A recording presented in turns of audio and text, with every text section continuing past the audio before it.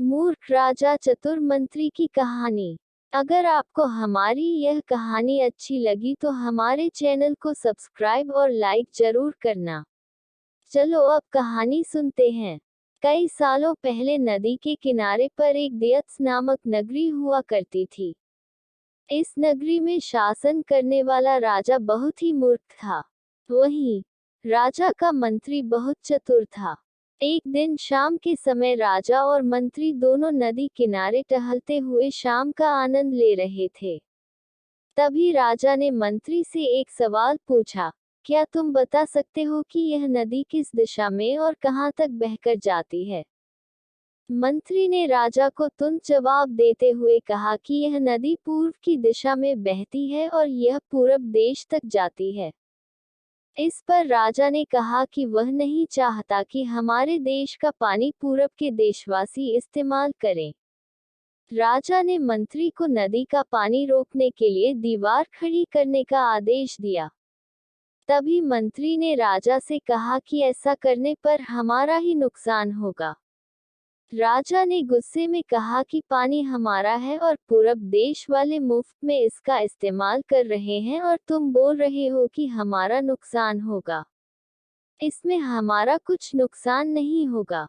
तुम जल्दी से जल्दी नदी में दीवार बनवाने का काम शुरू कराओ। मंत्री राजा की आज्ञा का पालन करते हुए कारीगरों को बुलाता है और नदी के पास दीवार बनवाने का काम शुरू करवा देता है।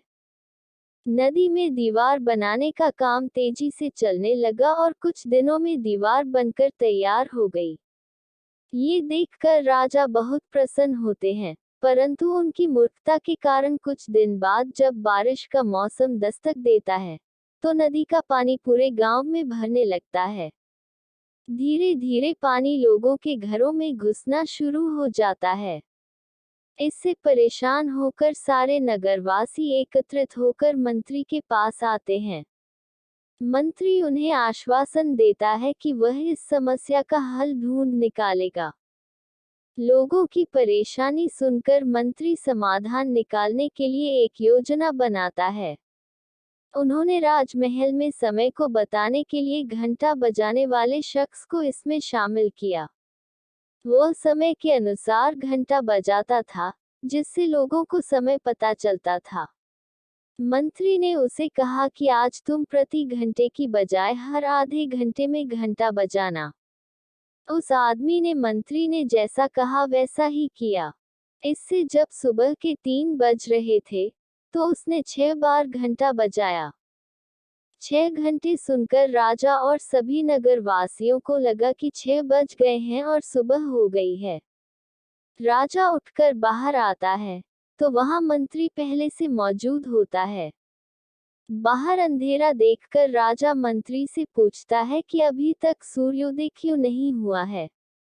राजा के सवाल का जवाब देते हुए मंत्री ने कहा, महाराज प्रातःकाल हो चुकी है, पर हमने पूर्व दिशा वालों के यहाँ पानी को जाने से रोक दिया है, तो शायद इसलिए उन्होंने हमारे यहाँ सूर्य की रोशनी को आने से रोक दिया है। इसलिए सूर्य उदय तो हुआ है, पर हमारे देश तक रोशनी नहीं पहुंची है। ऐसा लग रहा है कि अब हमारे देश में सूरज की रोशनी कभी नहीं पहुंच पाएगी। ये सुनकर राजा चिंता में पड़ जाता है और मंत्री से पूछता है कि क्या इसका कोई उपाय नहीं है। तब मंत्री उत्तर देता है कि महाराज, अगर आप नदी का पानी छोड़ देते हैं, तो हो सकता है कि वो भी सूरज को छोड़ देंगे। इससे राज्य में फिर से रोशनी आ जाएगी। राजा मंत्री को तुरंत नदी की दीवार तुड़वाने का आदेश देता है। मंत्री कारीगरों को नदी पर ले जाकर उन्हें दीवार तोड़ने के लिए कहता है। कुछ घंटों में कारीगरों ने दीवार गिरा दी और तब तक सूरज के निकलने का समय भी हो गया था। सूर्य उदय हो गया। सूर्य की लालिमा देखकर राजा बहुत खुश हुआ और मंत्री को इनाम देने की घोषणा की। राजा ने मंत्री की तारीफ करते हुए कहा कि तुम्हारे कारण हमारे राज्य में फिर से सूर्य उदय हो पाया है और तुमने हमारे राज्य को अंधकार से बचाया है। इसके बाद मंत्री कहता है कि महाराज, ये तो राज्य के लिए प्रति मेरा फर्ज था। कहानी से सीख, कभी भी दूसरों का बुरा